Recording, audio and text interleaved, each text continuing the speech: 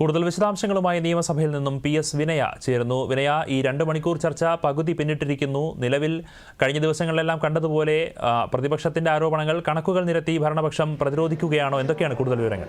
അനന്തു, രാജ്യത്തെ മറ്റ് സംസ്ഥാനങ്ങളെ അപേക്ഷിച്ച് നോക്കുമ്പോൾ കേരളത്തിൽ വലിയ തോതിലുള്ള ഒരു വിലക്കയറ്റമുണ്ട്. നിത്യോപയോഗ സാധനങ്ങളുടെ എല്ലാം വില വലിയ തോതിൽ കൂടുതലാണ്. പണപ്പെരുപ്പവും വലിയ തോതിൽ കൂടിയിട്ടുണ്ട്. ഈ കാര്യത്തിൽ സംസ്ഥാന സർക്കാർ ഫലപ്രദമായിട്ടുള്ള ഒരു ഇടപെടൽ നടത്തുന്നില്ല എന്നുള്ളതാണ് പ്രതിപക്ഷം ഉന്നയിച്ചിരിക്കുന്ന ആരോപണം.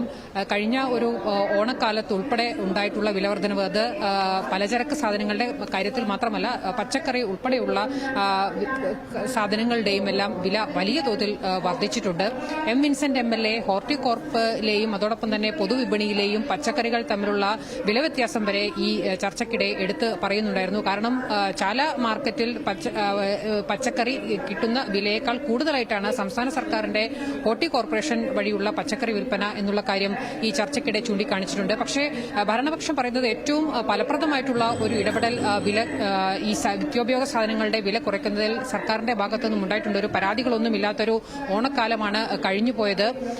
ഒരു പ്രധാനപ്പെട്ട കാര്യം കൂടി പരിഗണിക്കേണ്ടതുണ്ട് എന്ന് ഭരണപക്ഷം ചൂണ്ടിക്കാട്ടുകയാണ്. അതായത് കേരളത്തിലെ മറ്റ് സംസ്ഥാനങ്ങളെ അപേക്ഷിച്ച് നോക്കുമ്പോൾ കേരളത്തിൽ പണിക്കൂലി കൂടുതലാണ്, മറ്റ് സാധനങ്ങളുടെ എല്ലാം തന്നെ മൂല്യം കൂടുതലാണ്. അതുകൊണ്ട് തന്നെ അതിന്റെ ഒരു വ്യത്യാസം ഉണ്ടാവും. അതിനപ്പുറത്തേക്ക് മറ്റു പ്രശ്നങ്ങളൊന്നുമില്ല എന്നുള്ള കാര്യമാണ് ഭരണപക്ഷം പറഞ്ഞുകൊണ്ടിരിക്കുന്നത്.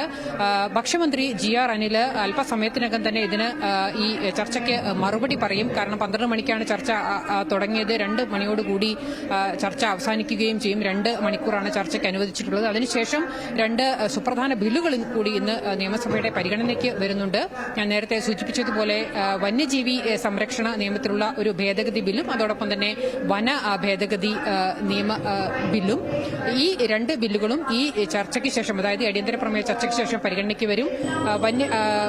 ജനവാസ മേഖലകളിൽ ഇറങ്ങുന്ന അക്രമകാരികളായ വന്യജീവികളെ വെടിവെച്ചു കൊല്ലാൻ ചീഫ് വൈൽഡ് ലൈഫ് വാർഡന് അനുമതി നൽകുന്ന, നടപടിക്രമങ്ങളൊന്നുമില്ലാതെ അനുമതി നൽകുന്ന ഭേദഗതിയാണ് ആദ്യത്തേത്. രണ്ടാമത്തേത് സ്വകാര്യ ഭൂമിയിലുള്ള ചന്ദനമരം അത് വെട്ടി വനം വകുപ്പിന് വിൽക്കാനായിട്ട് ഈ സ്വകാര്യ ഭൂമിയുടെ ഉടമയ്ക്ക് അനുമതി നൽകുന്ന ഭേദഗതി ബില്ലാണ്. ഈ വന്യജീവി സംരക്ഷണ ഭേദഗതി ബില്ലിന് രാഷ്ട്രപതിയുടെ കൂടി അനുമതി വേണ്ടതുണ്ട്. കാരണം 1972 കേന്ദ്ര നിയമമായിട്ടുള്ള 1972 വന്യജീവി സംരക്ഷണ നിയമത്തിലാണ് കേരളം ഈ ബില്ലിലൂടെ ഭേദഗതി കൊണ്ടുവരാൻ ഉദ്ദേശിക്കുന്നത്.